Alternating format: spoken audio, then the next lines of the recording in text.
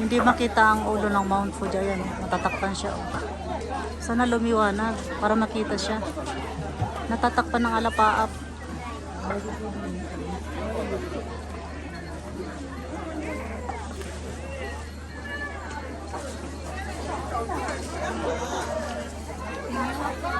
Napakarami ng turista. Napakarami ng turista.